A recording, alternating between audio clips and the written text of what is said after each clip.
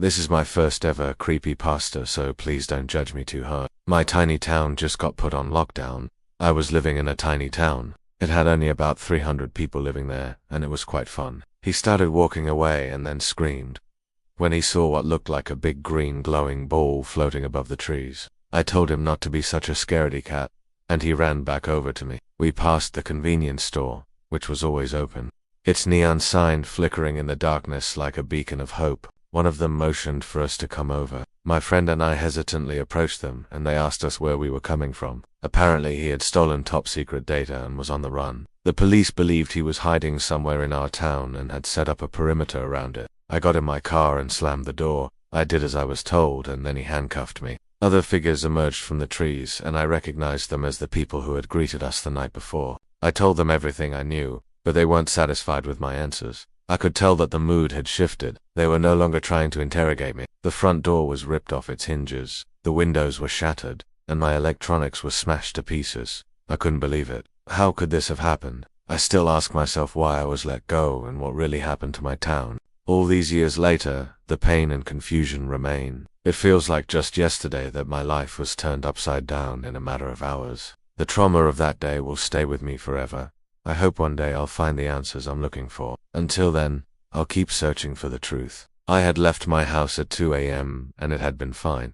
Why had they destroyed it? Instead, one of them offered me a glass of water. The sheriff even apologized to me for what had happened. I never found out why they destroyed my house or why they let me go. Maybe they didn't want the public to know about the interrogation. Or maybe they just wanted someone to blame for the missing persons case. They explained that they had made a mistake and that they were sorry. The leader removed his mask and I recognized him as the sheriff. He apologized for what they had done and let me go. They thought I was lying and accused me of being in on it with a soldier. I insisted I was telling the truth, but they didn't believe me.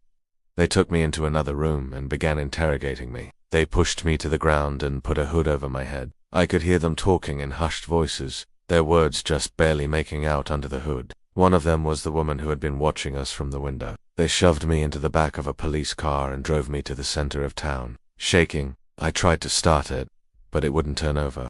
The place hadn't been used since 1998, so it was pretty run down. Graffiti covered the walls, and trash was strewn across the floor.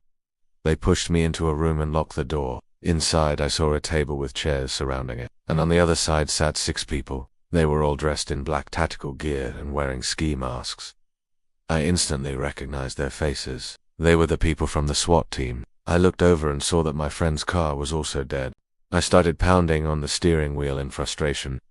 When I saw a note stuck under my windshield wipers, it said, "Stay in your car." I slowly looked up and saw a man standing over my hood.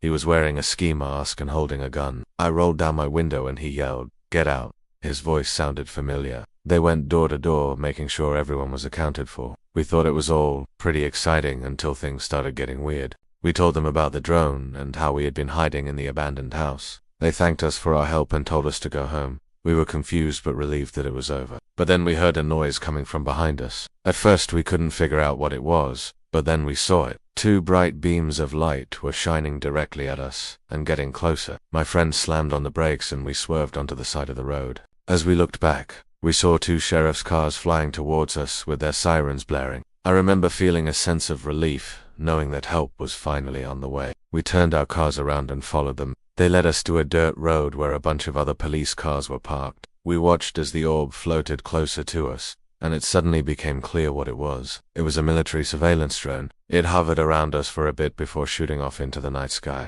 I remember thinking, wow, those military guys must have really been bored to send out a drone at this hour. We decided to head over there to check on them. When we got to their street, we noticed that their cars were missing. Then we saw the boarded up windows and graffiti that covered the front of their house.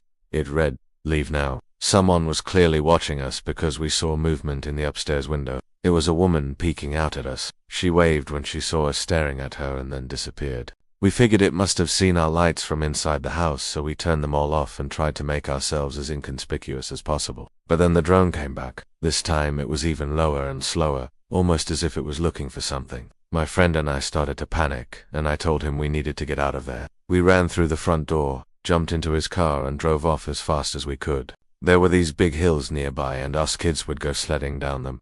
even though we didn't have any snow. Most of the houses were either boarded up or had overgrown yard, so it wasn't easy to find your way around in the pitch-black darkness. And since cell phone service was bad in that area, we didn't even have Google Maps.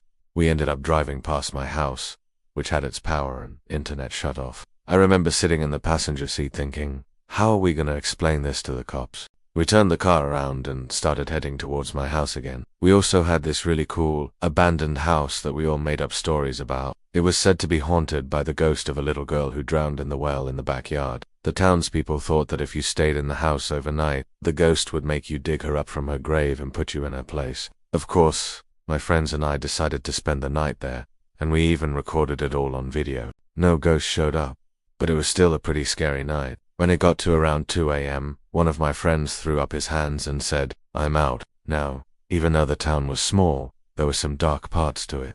At this point, both of our cars were running on empty, and I was starting to feel a bit scared. As we got closer, we saw a group of armed SWAT team members standing in front of a yellow police tape line. The next morning we woke up to the news of our town being put under lockdown due to a manhunt for a rogue military deserter named James. We tried to call our friends who lived in the other half of town, but their phones went straight to voicemail. We turned around and ran to our cars. On the way there, we saw more graffiti that said, "You can't hide." I got out of the car with my hands up in the air, and he motioned for me to walk towards him. They brought me into the old elementary school, which had been converted into a command center for the lockdown. One of them spoke up and asked me questions about the drone. After a while, they brought me into another room and sat me down. When I got home, I found my house completely destroyed. I went to the authorities and told them about the destruction of my house, but they brushed me off. To this day, the mystery of my town's lockdown and my house's destruction continues to haunt me.